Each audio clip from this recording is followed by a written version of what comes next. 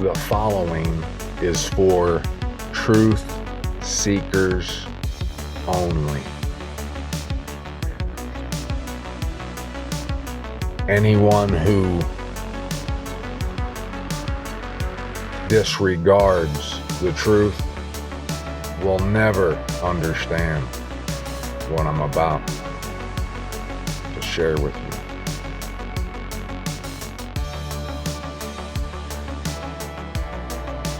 Some of you who've been around listening to me for a while, you know the significance of the place called Sharon. I've showed you that Sharon is actually Orem, Utah.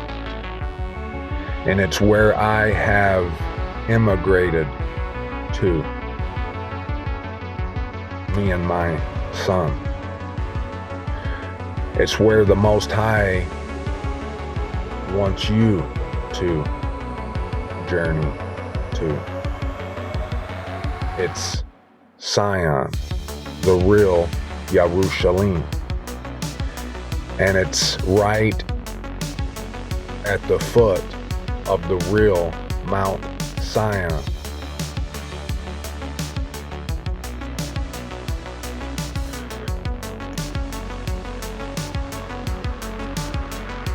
If you've been paying attention, listening to what I've shared with you about Sharon, you should remember all the scripture we've read where he tells us that if we return here, we would feed on the breast of Sharon's comfort, Zion's comfort, and that he would open the windows of heaven and pour out boundless blessing on you.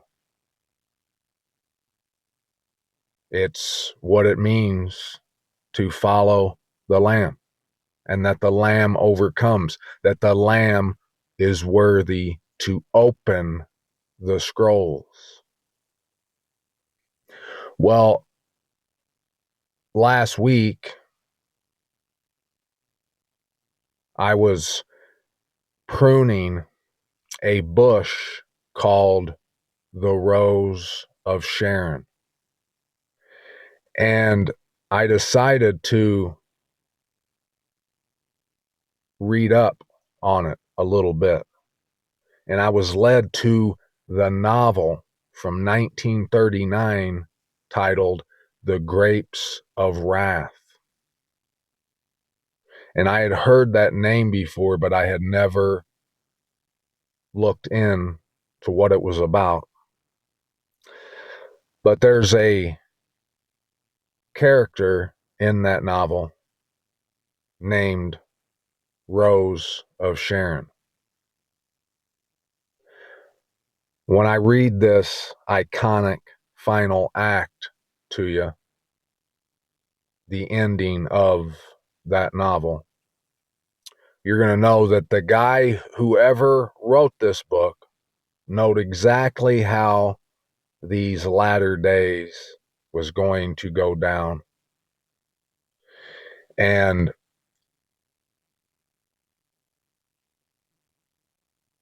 I've shown you so many other movies and books that whoever wrote all the stuff that I've showed you, they know how this ending would play out. In the novel's final and most famous scene, the Jodes, and that's the family name, the Jodes, which means risen from the Most High, like the Most High rose them up, and bountiful, and immigrants. That's what that name means. They take refuge from a flood in a barn. If you're a true seeker, you've been paying attention to me, you know that Sion is that barn, the house of the Most High, the Hakal, where we must enter into. Hallelujah, Yahuwah, I'm here, baby. I'm looking at that glorious, magnificent, colossal, fantastic Mount Zion as I'm speaking to you right now.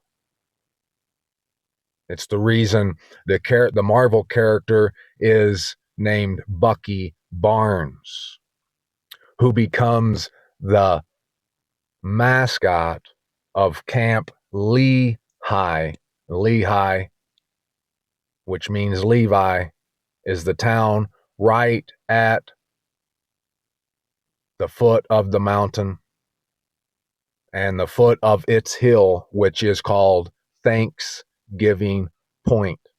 But he becomes the mascot at Camp Lehi when he discovers the true identity of Captain America.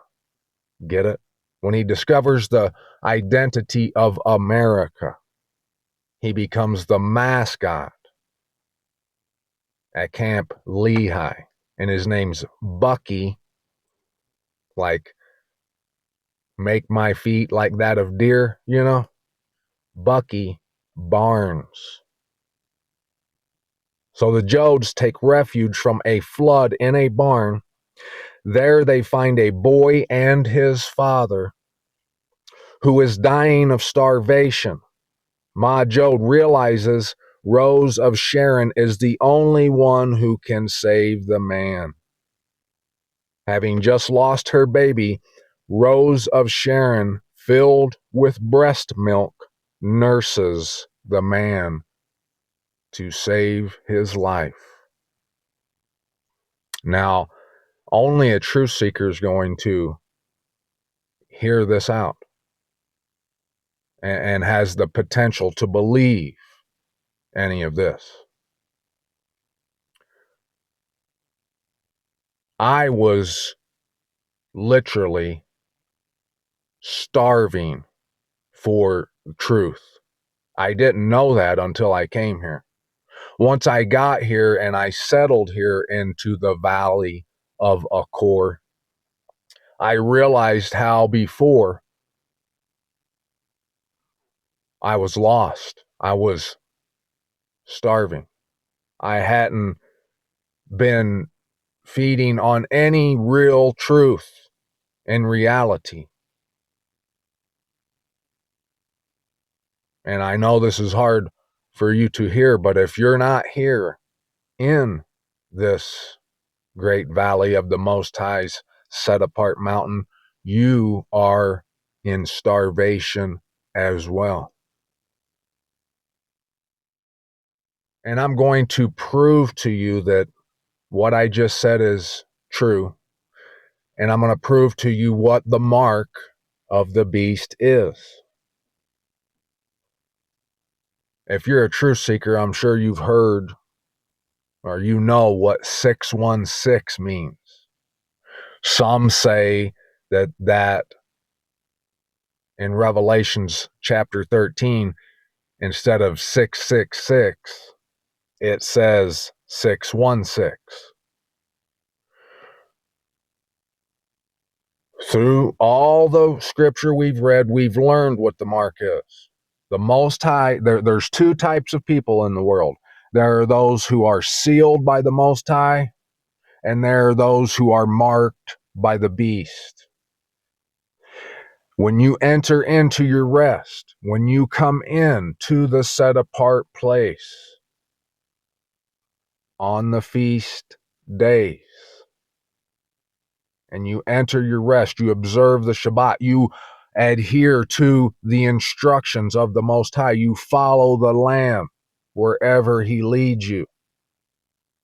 You're sealed on your forehead between on the how's it say on the inlets on your forehead, and your right arm, your right hand, which means you follow the word, which is His right hand. In Marvel, the Marvel universe, the MCU, they have a thing called the multiverse, where there are parallel universes. The main universe, where like the main Iron Man live and Spider-Man and all this, is called Earth 616. Let me read a little of this to you. Earth 616 is the designation of the primary continuity in the Marvel Comics multiverse, meaning it's the main universe where the vast majority of classic and ongoing Marvel Comics stories take place. Now, I'm not reading, I have to make this disclaimer. I'm not reading this because I'm a fanboy or I want you to become one. I'm reading this to you to let you know that the enemy knows that this is Sion. He knows that he's made the false Sion in order to destroy you. He knows that the lies of the Messiah, aka the man of lawlessness, has been created. It is a working of Satan in order to destroy you, and that lie about the Messiah paired with the false Sion is what's going to destroy mankind. But on the flip side of that coin, the fact that there will be people to return, those who return to the real Mount Zion, they come giving all esteem to the mighty Most High, Abba Yahuwah, right here to his mountain. They will be saved. They will escape that flood, the coming wrath of the Most High. Original Marvel Universe, when Marvel introduced the concept of a multiverse, a collection of parallel universes. So you understand why they used the number 616 to name the main multiverse, the main universe. The world is living in a parallel universe right now because they think the Holy Land is in the Middle East. It's not. What marks you is when you believe the lies. You are marked on your right hand when you believe, like all these Christians do, that the instructions, the Torah was done away with. That's what makes that lie the man of lawlessness. He's the man who has brought lawlessness. He's convinced the believers, or whatever you want to call them, that the law is a bad thing, that you're not supposed to follow it, and that you'll actually go to hell if you do. That's the man of lawlessness. They've convinced that Israel, the state of Israel, is the Holy Land and the holy people, and that right now you better kiss their rear end while they commit genocide, mass murder, slaughter on camera, and that's what the Most High would want you to do. Do you see how this all those lies are going to destroy people? All the word alludes to the fact that there would be a false Zion, that there would be a man of unrighteousness to deceive the world, and that the only salvation is when you come out of all that. When you come out of that parallel universe, Earth 616. All through the word, you will find places where Sharon is mentioned. All through this riddle. One place in particular where it's mentioned quite often is in the Song of Songs. And you know how I always tell you that the book of Revelations is the most advanced genius riddle that has ever been made? That's true. But Song of Songs is almost as equally as genius, but it's more beautiful. It's spectacular. And it alludes to everything I've been telling you, that you must enter in, and that's what's going to happen. The Most High is going to raise people up, true truth seekers, and they're going to come to this mountain to give all praise, all honor, all glory, and all esteem to the mighty Most High, Abba Yahuwah. And whoever does not, they can kiss their grits goodbye. It's over for them. The only ones who will live are those who humble themselves and they follow the Lamb, and he leads them to this place I'm in. And most people are going to say that I'm crazy for that statement, for what I'm saying right now. But no, who is the crazy one? The crazy one is the one who won't go research this. The crazy ones are the ones who read the Bible a verse here and a verse there. They don't get the context, baby. They don't start at chapter 1, verse 1, and they get the whole book. If you do that, you're not crazy. You truly do seek truth, and you'll find this truth. You'll find that I'm telling you the truth, that this is what happens. Isaiah 65. Verse 9, and I shall bring forth a seed from Jacob and from Yehudah, an heir of my mountains, and my chosen ones shall inherit it, and my servants dwell there. And Sharon, Orem, Utah, shall be a fold of flocks, and the valley of Achor a place for herds to lie down for my people who have sought me. This is the end of Isaiah. There's one more chapter left, and it tells you more of what I'm reading to you.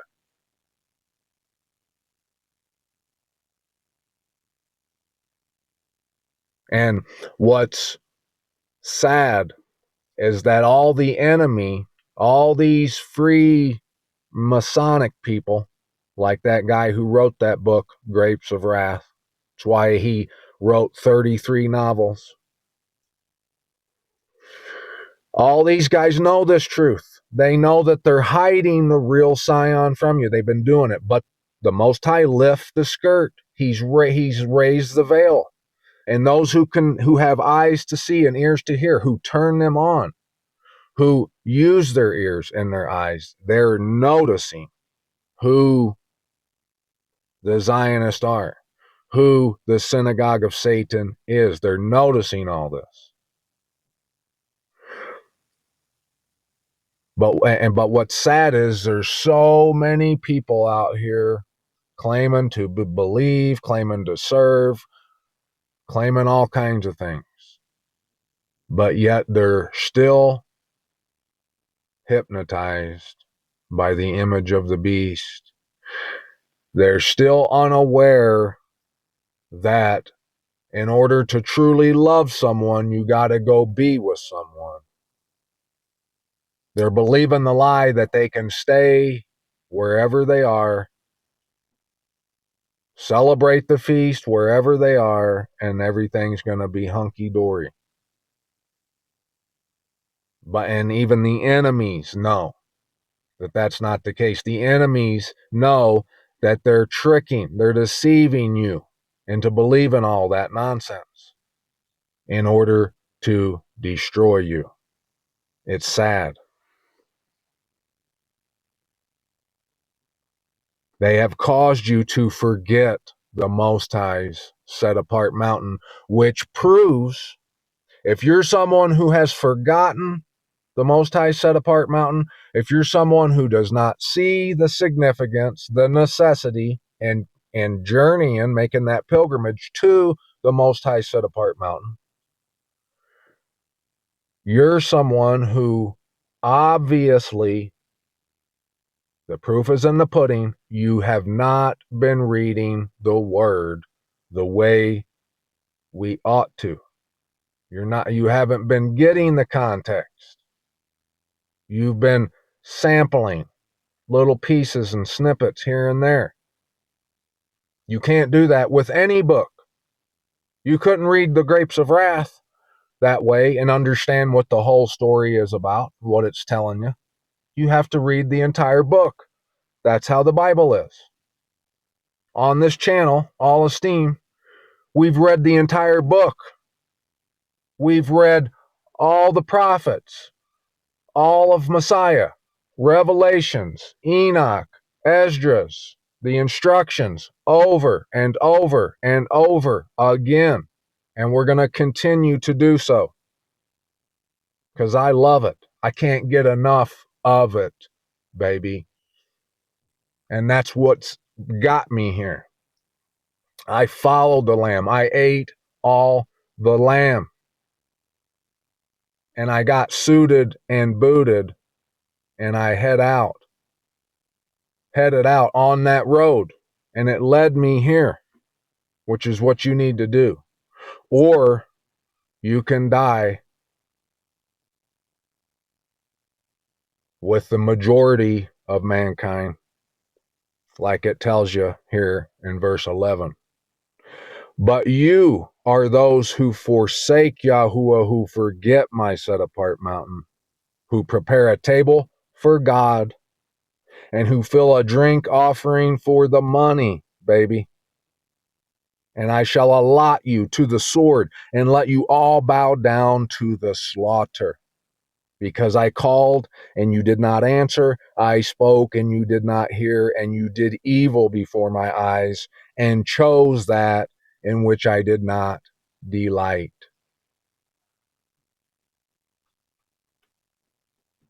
You not coming in here, if you refuse to come here, you laugh at this, the Most High doesn't take any delight in that. That's you scoffing and mocking his word.